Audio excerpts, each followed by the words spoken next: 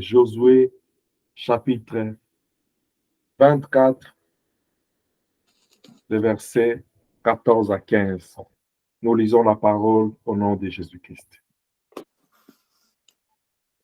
La Bible dit, « Maintenant, craignez l'Éternel et servez-le avec intégrité et fidélité. Faites disparaître les dieux qu'ont servi vos pères de l'autre côté des fleuves et en Égypte et servez l'Éternel. Et si vous ne trouvez pas bon de servir l'Éternel, choisissez aujourd'hui qui voulez-vous servir, ou les dieux que servaient vos pères au-delà des fleuves, ou les dieux des Amoréens dans les pays desquels vous habitez. Moi et ma maison, nous servirons l'Éternel. » Parole du Seigneur. Amen. Bien-aimés, ce soir, nous voulons avancer, encore faire un petit pas en avant par rapport à notre pensée de l'année, ce que Dieu attend de nous. Nous avons dit bien des fois, la plupart des temps, les gens sont préoccupés. Ils s'attardent à ce qu'ils n'ont pas. Ils s'engagent à chercher ce qu'ils n'ont pas. Mais les gens ne sont pas préoccupés ou ils sont moins préoccupés à ce que Dieu attend d'eux. Il faut être de la génération de Saul. Quand il a rencontré Paul et il a rencontré Dieu, il devient Paul. Lors de la rencontre, il demande à Dieu, « Qui es-tu que je persécute, Seigneur? Que veux-tu que je fasse? » C'est pourquoi au début de cette année, nous ne voulons pas entrer dans les temps de Dieu, puisque le Dieu que nous prions, il est le maître des temps et des circonstances. C'est lui qui nous a donné cette année. Alors nous devons savoir pourquoi il nous a donné cette année. Nous devons savoir, en nous donnant cette année, qu'est-ce que Dieu attend de nous. Je l'ai toujours dit, Dieu, au même moment, il capitalise, au même moment, il socialise. C'est-à-dire, en tant que communiste, en tant que socialiste, il est en train d'apporter du soutien, de l'aide. Mais en apportant de l'aide, il reste dans son principe. Ce que tu sèmes, tu dois moissonner. Ce que Dieu sème dans nos vies, il a besoin de le moissonner. Jean 3,16 le dit. Car Dieu a tant aimé le monde, il a donné son Fils unique. Jusque-là, il n'en avait qu'un. Il donne. La Bible dit enfin que quiconque croit en lui ne périsse point, mais qu'il ait la vie éternelle. Maintenant, quand il a donné son Fils, au retour, Dieu attend quoi? Il attend que par ses grains, qui est Jésus-Christ, que tous ceux qui vont croire en lui, tous ceux qui vont accepter cette sémence, qu'ils puissent naître de nouveau. Et en naissant de nouveau, Dieu va récolter des multitudes, et c'est ce qui va composer son Église, le corps du Christ, l'épouse du Seigneur. De la même manière, il nous donne cette année, Dieu attend de nous quelque chose. Nous devons nous préoccuper à savoir qu'est-ce que Dieu attend de nous, puisque c'est lui avec qui nous marchons. C'est lui que nous avons choisi comme Seigneur. C'est un Dieu de principe. Alléluia. Amen. C'est un Dieu de principe.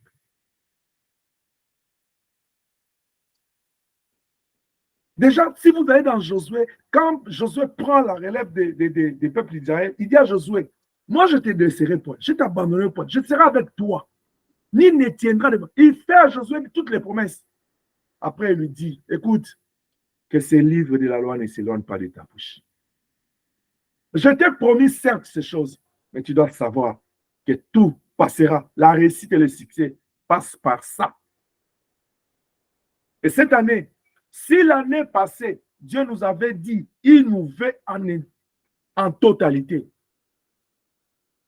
que nous puissions lui appartenir en totalité. Cette année, il te dit, en lui appartenant, tu dois te positionner.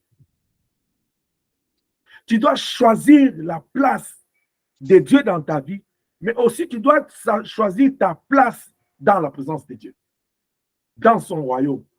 Il dit dans Jean 14, je m'en vais vous préparer une place.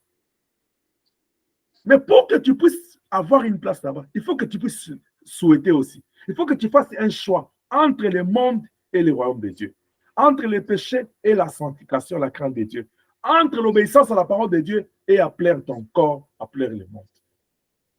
Le positionnement, c'est faire un choix suite à une réflexion judicieuse, responsable de ton parcours avec Dieu. Et cela passe par une conviction. Quand quelqu'un est convaincu de Dieu, il va le désirer. C'est pourquoi les dimanches, nous avons dit, nous devons désirer Dieu. Parmi les désirs que nous devons avoir, les désirs principaux, les premiers désirs que nous devons avoir en nous, c'est de désirer Dieu. Amen. La Bible dit, fais de l'Éternel tes délices, il te donnera ce que ton cœur désire. Tu dois commencer par dire à Dieu, lui démontrer dans ton cœur que avant l'argent, avant les mariages, avant la gloire, avant les maisons, avant toute chose, je te désire toi. Pourquoi nous devons les désirer? Puisque c'est lui qui est le créateur, c'est lui qui est le tout-puissant, c'est lui qui est le très haut. Tout ce que nous voyons ici, c'est lui qui l'a créé et ça lui appartient. Désirer Dieu, c'est entrer en alliance avec lui et c'est posséder le reste. C'est pourquoi il dit dans Romains, il dit, il a fait de nous ses héritiers. Quand tu désires Dieu et que Dieu t'adopte comme enfant, tout ce qui lui appartient, par alliance, tu deviens héritier. Mais si tu désires la gloire ne va pas te donner Dieu. C'est Dieu qui te donne la gloire. Si tu désires Dieu, Dieu te donne l'argent. Si tu désires Dieu, Dieu te donne l'élévation. Genèse chapitre 12, il dit à Abraham, il dit, sors, quitte tout, vers le pays que je t'indiquerai. Là, nous allons vivre avec toi. Je te bénirai. Quand tu vas sortir, je rendrai ton nom grand. Quand tu sortiras, je ferai de toi une source de bénédiction. Bien aimé, le point de départ dans le positionnement, nous devons d'abord désirer Dieu. Amen. Nous devons faire un choix de Dieu dans notre vie. Et ce soir, je viens te dire 3 petites choses rapidement. Et ces 3 choses que j'annonce ce soir, ça fera l'objet d'un enseignement tout au long de l'année. Le positionnement divin, c'est un problème de conviction, nous l'avons dit. Quand quelqu'un est convaincu, il fait un choix. Mais il ne reste pas seulement convaincu, mais il doit maintenant confesser. Le positionnement divin, c'est un problème de confession, bien-aimé.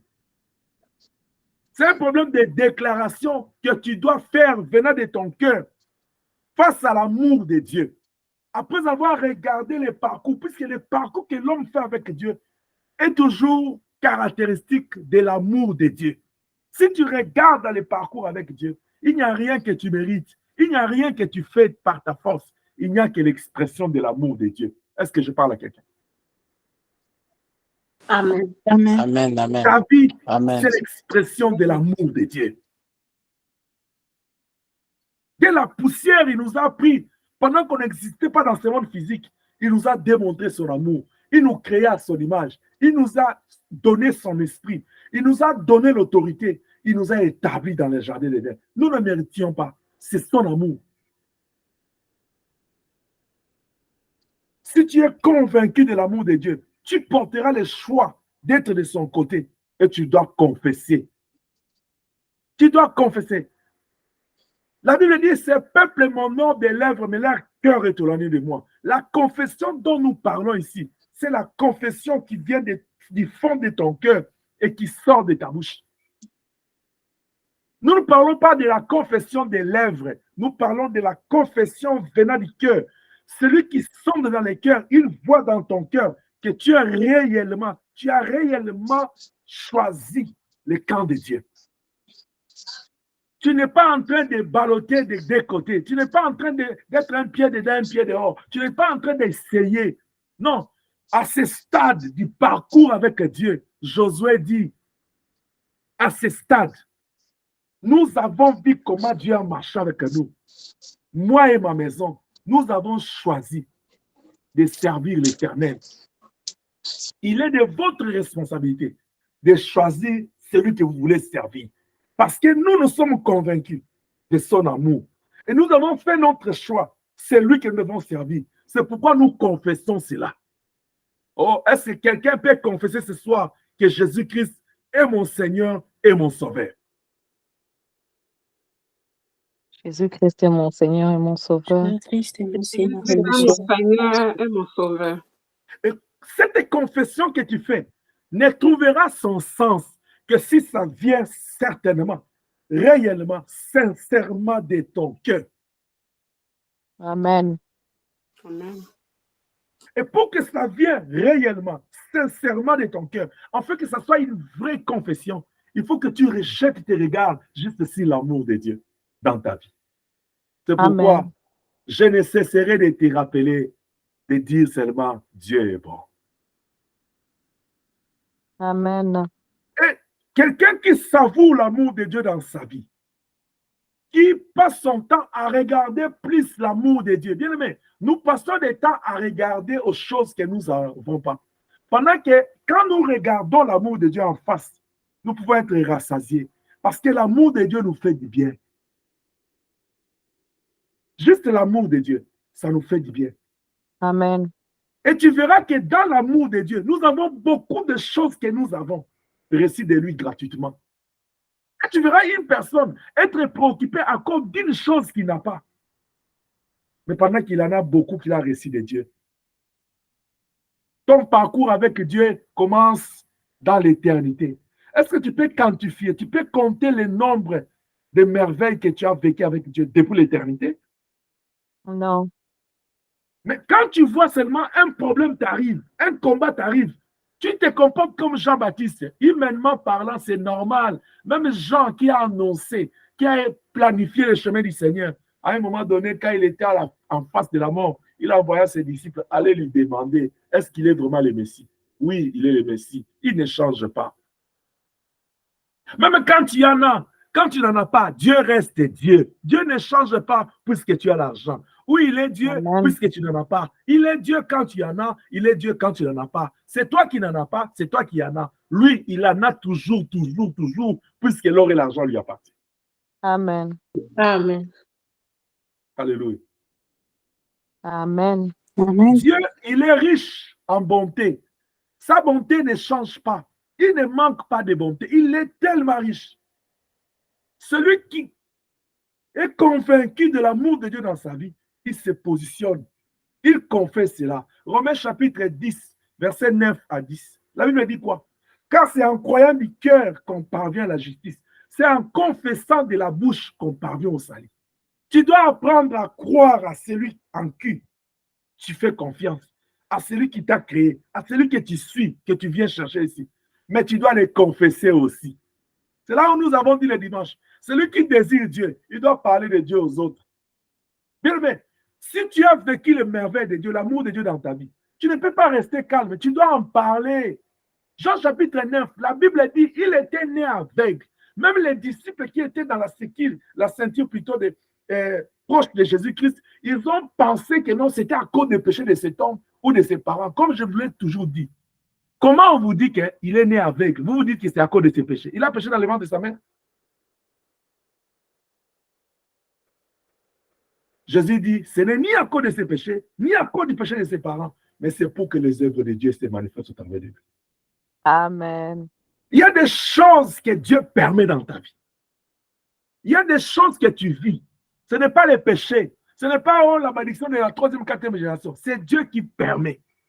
Pour que ces œuvres se manifestent dans ta vie. Mais il faut que tu aies le discernement. Quand cet homme-là a été guéri, on l'a rappelé, on dit, mais donne gloire à Dieu. Il dit, écoutez, que cet homme-là soit pécheur ou pas, moi, je ne sais rien.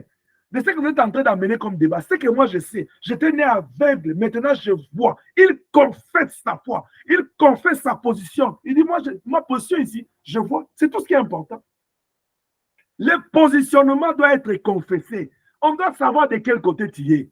Ou soit tu les nies, ou soit tu les défends. Ou soit tu l'honores, ou soit tu les déshonores. Ou soit tu les connais, ou soit tu ne les connais pas. Tu dois apprendre à confesser ta position en Christ.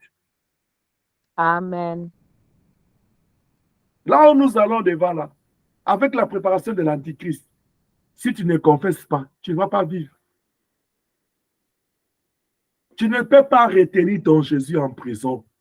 Il faut dire les merveilles de Dieu. C'est pourquoi David dit, mon âme loue l'Éternel et n'oublie aucun de ses bienfaits. C'est-à-dire, confesse ce que tu vis en lui. Confesse ton positionnement.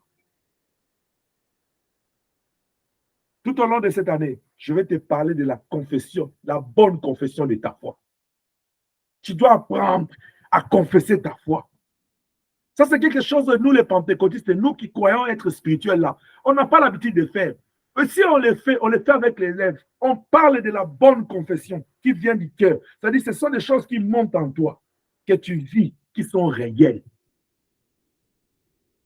Amen. Une fois que tu as confessé ton positionnement, quatrième chose, tu dois t'engager. Le positionnement veut dire s'engager. C'est un engagement. Josué dit, moi et ma maison, nous servirons. C'est-à-dire, nous nous engageons à servir Dieu. Alléluia. Amen. Dans le positionnement divin, cette année, tu veux vivre la gloire de Dieu, tu dois être convaincu, tu dois choisir le camp, tu dois confesser ton Jésus et tu dois t'engager avec lui. Amen. Amen. La Bible dit, Dieu n'est pas un homme pour mentir, ni un fils d'homme pour se repentir de ce qu'il a dit. C'est-à-dire, quand Dieu nous promet là, il s'engage à les réaliser. Et la Bible va plus loin pour dire, quand Dieu prend un engagement, il jure par lui-même. C'est-à-dire, il fait serment par lui-même. C'est-à-dire, il rassure que dans ma sainteté, je vais le faire. Je ne vais pas mentir. C'est-à-dire, tu ne peux pas vivre avec Dieu. Tu ne peux pas souhaiter aller loin avec Dieu si tu n'as pas l'esprit d'engagement. Dieu aime les personnes qui s'engagent. L'engagement, c'est un sens, c'est la nature des hommes et des femmes responsables. Dieu aime des hommes et des femmes responsables. C'est-à-dire des gens qui sont conscients de leur engagement, qui confessent leur engagement, qui l'assument, qui s'engagent avec Dieu. Vous savez, quand vous avez l'esprit de l'engagement avec Dieu, qu'il pleuve ou qu'il neige, Dieu est toujours là. Amen. Même quand tu es devant Goliath, étant donné que tu es engagé, tu es attaché à lui, tu ne vas pas tu seras pas intimidé. Oh, peuple de Dieu, enfant de Dieu, que le diable ne t'intimide pas. Ce que tu as à faire ce soir, c'est de confesser Jésus-Christ Seigneur. C'est de régler ton engagement avec lui. Serre ça très bien. Attache-toi à lui. Il n'y a de salut en aucun autre nom, ce n'est qu'au nom de Jésus-Christ. Amen. Il dit, je suis le vrai cep, vous êtes les sarments. C'est-à-dire, on ne peut pas te détacher de Jésus. Si on te détache de lui, tu ne peux pas vivre. Engage-toi avec lui. Amen. Tu dois engager ta maison. À ce temps où nous sommes rendus, la Bible dit rachetez les temps car les jours sont mauvais. Engage ta maison, engage tes enfants, apprends tes enfants. Dis-leur, c'est cet homme qu'il vous faut, puisque c'est lui le créateur. Quand nous l'avons offensé, il est venu nous chercher. C'est un bon papa. Il n'abandonne pas. Amen. Il n'abandonne pas.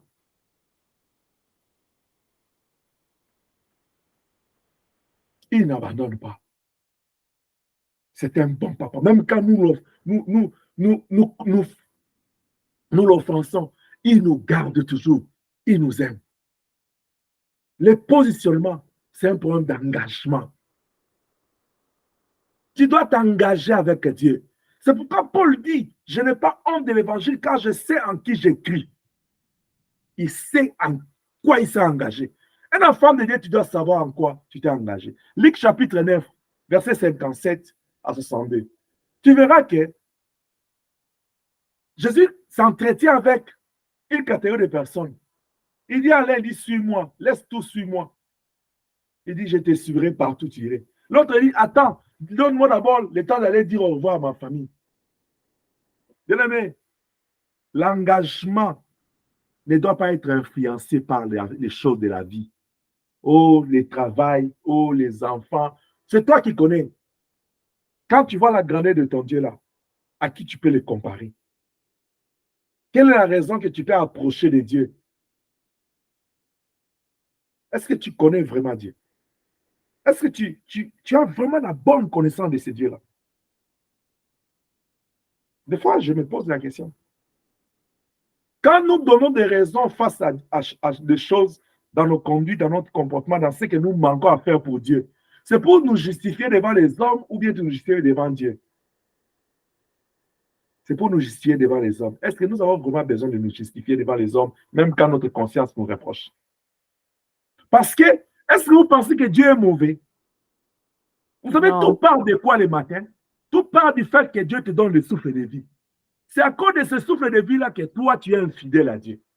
C'est à cause de ce souffle de vie-là que toi, tu pêches contre Dieu. C'est à cause de ce souffle de vie-là que toi, tu ne sers pas Dieu. Même pas avec ta maison, même pas. Si Dieu retire le souffle de vie, tu vas aller chercher l'argent là. Tu vas manger. Il y a un endroit où Dieu, la vie de l'homme, c'est comme un interrupteur. Si Dieu fait seulement tant, tu t'éteins. Tu laisses tout l'argent là à la banque. Tu laisses les voitures, tu laisses la maison, tu laisses tes habits, tu laisses tout, même ta beauté. On va aller t'enterrer. Dieu n'a pas besoin de parler beaucoup avec toi. Il fait seulement, il appuie sur l'interrupteur. Ça s'éteint. Alors, si tel est le cas, comprends que celui-là dont nous parlons là, il mérite que tu t'engages avec lui. Amen. La dernière des choses, quand quelqu'un se positionne, le positionnement ne consiste seulement pas à être convaincu, à confesser ou à s'engager, mais ça consistera à une attitude d'engagement, de positionnement. Quand quelqu'un est positionné du côté de Dieu, il n'a pas besoin seulement de parler. Ça vibre, ça coule, ça se voit. Même Dieu est content devant son trône. À cause de l'attitude, du comportement, à cause de ta tenue, de ta manière de te tenir, de te comporter, de parler. On sent que quand tu parles, celui-là même là, il est tout autour du feu avec nous là. Il parle comme lui. Même quand Pierre a dit non, on les a encore retrouvés en Antioche. On dit non, il parle comme lui. Toi là même quand c'est normal là, tu peux passer toute une journée jusqu'à la fin de la journée. Même pas un verset biblique dans ta bouche qui sort. Même pas un verset, je dis. Même pas un verset biblique dans ta bouche. Ah, est-ce que tout ce qu'on doit faire dans la vie, toujours la parole de Dieu. Mais tu as été créé par la parole, n'est-ce pas? Mais est-ce que tu dis que tu aimes Dieu? Dieu, c'est la parole, n'est-ce pas? Mais pourquoi toi, tu veux faire d'autres choses en dehors de la parole? Le positionnement, c'est un problème de conviction. Après avoir réfléchi dans la marche faite avec Dieu, ton cœur doit être convaincu que c'est Dieu qui te faut. Tu dois le confesser. Tu dois t'engager à lui. Tu dois le désirer. Et cela doit se manifester par l'attitude et le comportement. Que Dieu nous bénisse. Amen. Que le Seigneur vous bénisse. Amen. Amen.